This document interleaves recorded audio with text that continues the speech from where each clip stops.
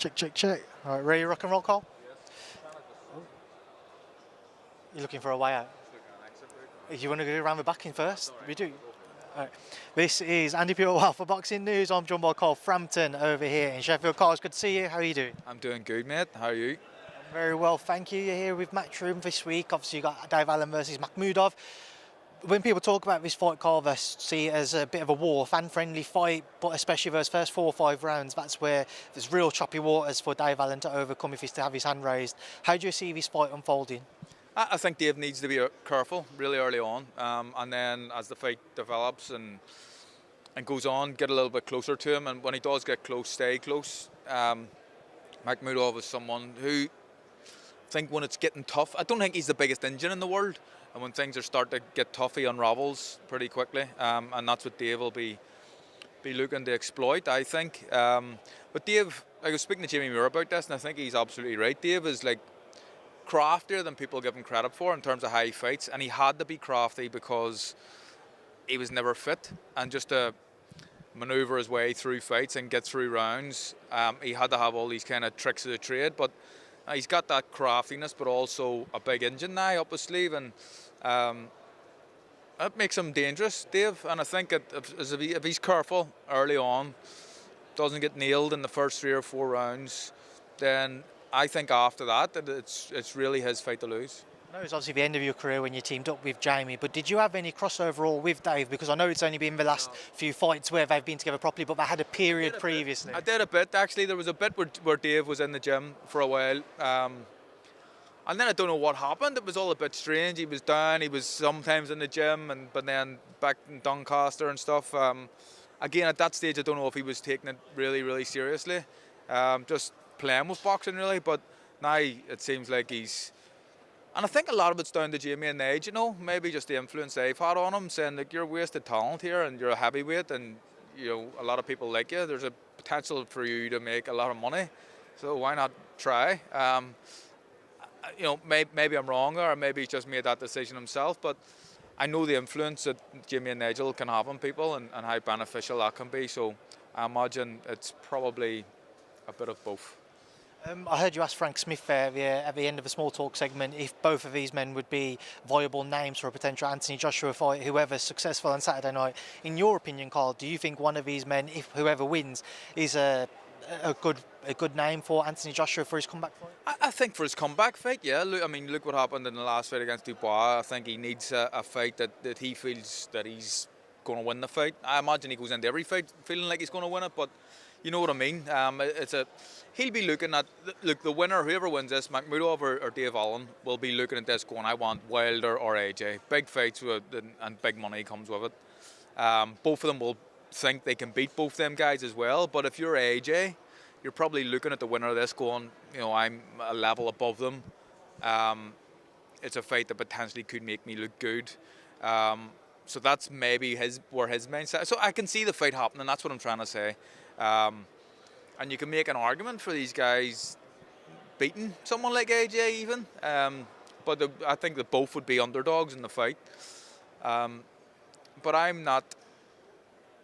Yeah, I like the winner of this fight in AJ. I think it'll be a great fight. 2 fights on the undercard, which is really interesting. Janay Boston, Fawaz, their rematch, and then Belotti and Josh Padley as well. Josh's first fight down at Super Feather. What do you make of both of them? I like the Boston and Fawaz rematch. I think it's a really good fight. The first fight was a good fight, great fight to watch. I think the wrong decision was called in the end. I feel like me and the vast majority of people thought that Fawaz done enough to win it. It was announced a draw at the end, but Boston obviously has to be a lot better than he was in the first fight. We'll see what happens. Pressure's on now, and he's been a little bit more subdued in this kind of build-up to this fight than he was the first time, but you expect that because of what happened in the first fight. How much of an influence do you think Mick Conlan's been on him in that sense? Maybe. I'd say Mick is someone who's been there, been at a very high level in the sport, faced criticism as well for some of the things he says, so maybe has been a bit of an influence for him, but I think it's important for Boston to have people like Mick Conlan around him and good, credible fighters who can just kind of, he's a kid, you know what I mean? He's still learning. He's probably still immature, probably says things that he maybe regrets or whatever, but I think it's just good to have them kind of common influences around at times. Away from them, Ben Whittaker signing with Matchroom. What do you make of that move, Carl? And where do you want to see him go? How quickly do you want to see him move now? I'm not sure how quickly. I mean, he's very, very skilled. Clear. I mean, to win an Olympic silver medal, you have to be unbelievably talented. We've seen it in his fights up to date that he's in like a box of tricks. But there's still a few questions for me anyway about what happened in the first Liam Cameron fight, and about his mentality and stuff. If things get tough again, what's going to happen? But I think he's clearly very, very skilled. He's a really, really good fighter. He's linked up with a good coach in Andy Lee. I think the promotional kind of connection that they have with Matchroom was the right one for him. I think there's the company and the fighter are similar, if I can say that, in terms of the nature of them and how big they are and how boisterous they are. So I think it's a good fit. But I don't think he needs to be fast-tracked too quickly. A couple of fights at kind of British, European sort of level, 2 or 3, before he kind of starts reaching out to the big boys.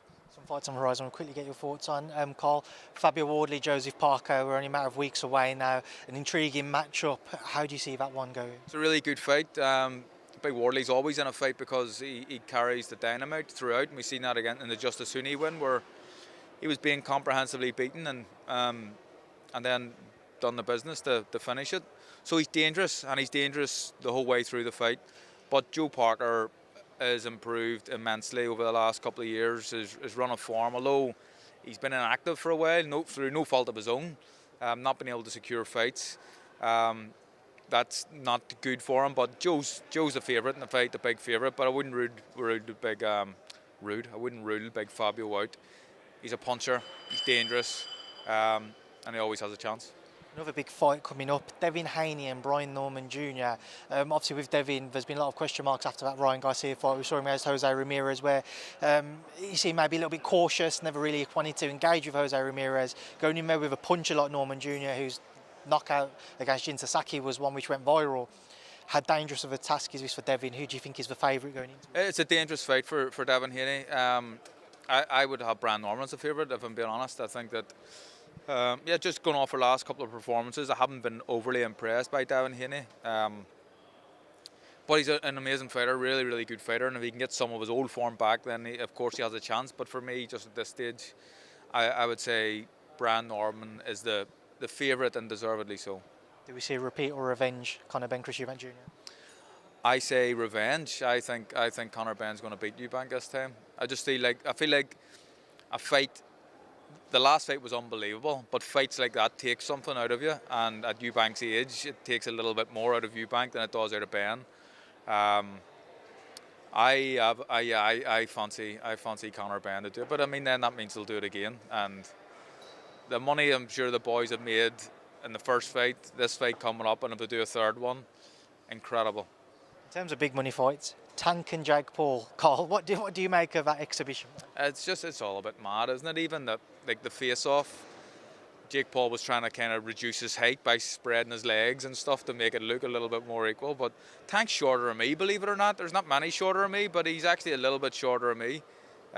You didn't believe that, but it's true. Yeah, he's a little bit, maybe an inch or half an inch or something, but they all count.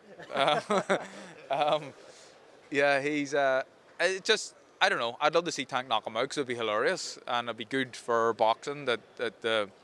Tank's really only. I don't even think he's a lightweight really. I think super featherweight, if he wanted to be, is his weight.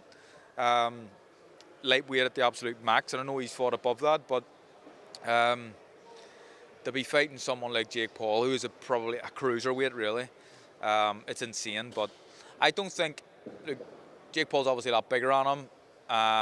I just don't think he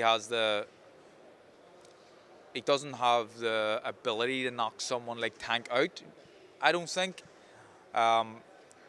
Tank, it's going to be very difficult because of the size for him to knock Jake Paul out, but he's a serious puncher. I mean, it wouldn't surprise me. And he's definitely going to hit Jake Paul. So it'll be really interesting to see. I mean, just to end on a bit more of a sombre note, Carl. Firstly, yesterday we had the horrible news that Arturo Gatti Jr. has passed away. Only 17 years of age. Seemed to be quite a talented young boxer himself. Just a devastating news in a period for boxing. Yeah, and obviously with Ricky recently as well. It's just very sad. Arturo Gatti Jr. My friend told me about that yesterday actually, and I didn't really know too much about the kid, but I've read up a little bit on him, and obviously with the dad and what happened to the dad before, and the kids obviously had demons. Just it's not nice, never easy. Yeah, and God rest him. Hopefully, you know, the family. I mean, I was going to say hopefully the family are okay. How can it be okay after something like that happens? But you know what I'm trying to say. I hope. Yeah, it's just never easy. It goes without saying, Carl, obviously everybody's thoughts and condolences are with them, with the Hattons and their family as well. And just on the theme of Ricky, we know we've got the funeral tomorrow, but just what an incredible man and incredible career he had. And from your own personal kind of meetings or dealings with him, what sticks out for you from your time with Ricky? I just one of the lads. Ricky was the most approachable superstar that I've ever came, and he was a superstar. You look at what Ricky done and the amount of people that he brought to Vegas when he fought Mayweather and Pacquiao. Like, it was incredible number. I think 20,000, or some are saying more than that. That's insane, really. It's absolutely insane. But everybody loved Ricky. He was the people's champion. It's an easy thing to say. It sounds like a bit of a cliche, but he was. I think like the big house that he lived in, it was a big gaff, but it was built in the housing estate. You know what I mean? It's amazing. Like, it's an amazing story.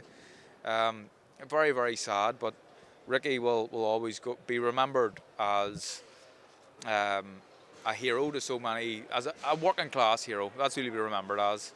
And one of the best British fighters to ever do it. His win against Kostya, maybe the best ever win for a British fighter, certainly in the conversation anyway. And again, another sad moment for boxing. 100%. And just to echo what we said earlier, thoughts and condolences remain with them all. But Carl, I appreciate your time. Enjoy the rest of your time here in the UK before you head back home. Thanks for speaking to me in Boxing News. I'm in the UK when I go home, Andy. I don't know who likes being called UK and not, so I'm trying to be on the safe side. But it's good to see you, Carl. Cheers, mate.